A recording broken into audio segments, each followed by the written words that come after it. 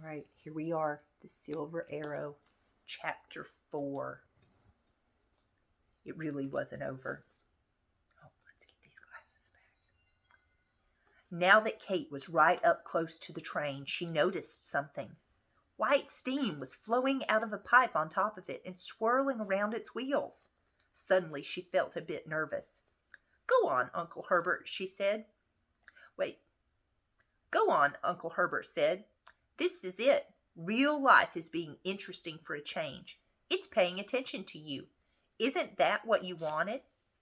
Kate didn't especially like having her own words quoted back at her, so without answering, she climbed up into the cab. The metal rungs hard under her bare feet. Inside the cab was all lit up by glowing firelight. That cold, sooty box they'd found before was actually a little fireplace, and somebody had built a fire in it. She could feel the heat coming off of it in the night air. Something else, too. Before, the tender was empty, but now it was full of coal, a huge heap of it. Tom climbed up behind her. "Cool," he said. "It's like camping. We could sleep out here." "It's like that cabin with the wood stove," Kate said. "That time we went skiing and Dad hurt his knee on the first date and was in a bad mood the whole rest of the week. You were little. I remember, though." Tom perched on one of the seats. "That was when I lost Foxy." Foxy, full name Foxy Jones, had been Tom's stuffed fox from when he was a baby. It broke Tom's heart when he lost him, but he still couldn't read Fantastic Mr. Fox without crying. Weird how boys had feelings too, but they pretended they didn't. Kate could see into the house where her father was setting the table for her birthday dinner. He looked 1,000 miles away. "I wish it were a real train," she said quietly. I wish it could really go somewhere, like on an adventure." "Yeah." But just then, a big lever shifted forward with a clunk. Kate frowned at it. "That was weird. Did you do that?" "No," said Tom. She stuck her head out the window. "Uncle Herbert, something just moved in here." Uncle Herbert looked up at her. "What do you mean moved?" "Like by itself." He frowned.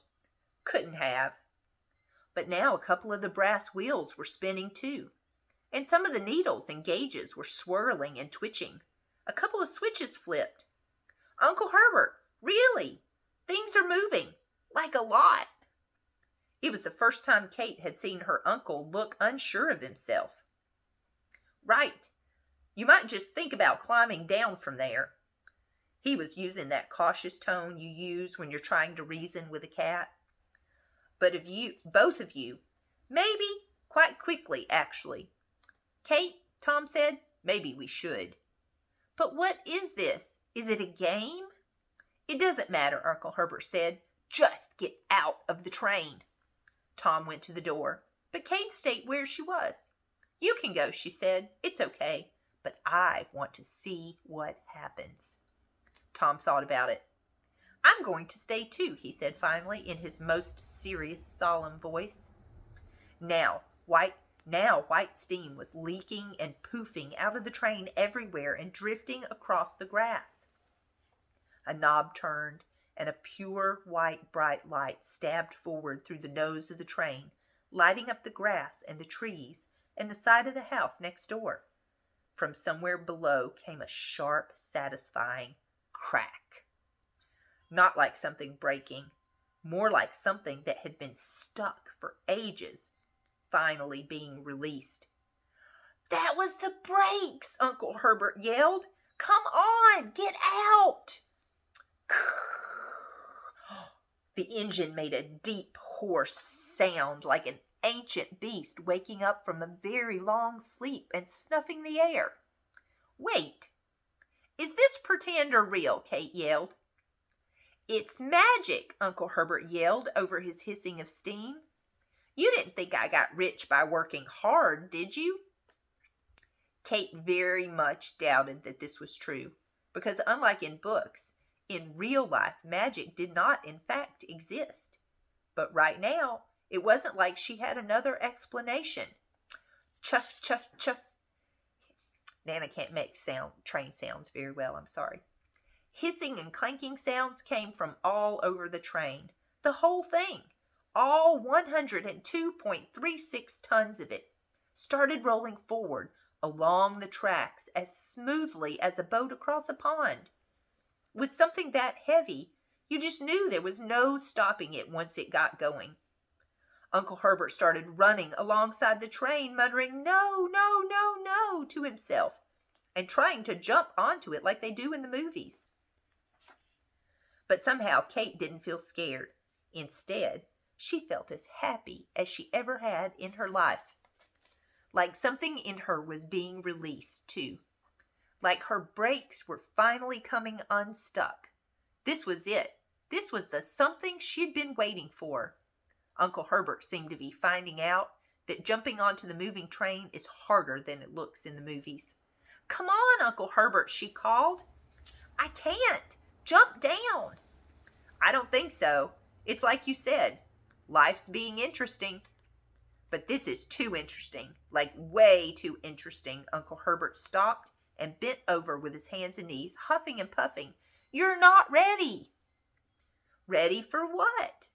Kate felt ready for anything. Wind was whipping her hair around. She didn't know if she was doing something very smart or very stupid. But in that moment, she didn't care, because the thrill of it made her heart want to burst. This was so much better than Vanimals. Uncle Herbert tried to run after them again, but he stopped almost immediately. He wasn't in very good shape. They were leaving him behind. "I'm sorry," Uncle Herbert called. "This wasn't supposed to happen. You've got a big job ahead of you, a huge job, so just do the best you can." They were gathering speed now, following the tracks across the lawn as smooth as a blade over ice. There was just one thing missing. "How do I blow the whistle?" Kate yelled. "Dangly thing." It was the last thing Uncle Herbert said before they lost sight of him. There was a wooden handle dangling from the ceiling. Kate pulled it, and the sound blasted through the night. "Can you make a train whistle sound? Let me hear your train whistle sound." "Let me hear. Make a train whistle sound." "Nana can't make one. You'll have to make one." Kate pulled the whistle, didn't she? Uh-oh. The whole neighborhood could hear it. It felt like the whole world could hear it. She did it again. And then, because she was a generous person, she let Tom do it too. And that's the end of chapter 4. Oh, it sounds like their adventure is just starting. All right, to keep going, you got to find chapter 5.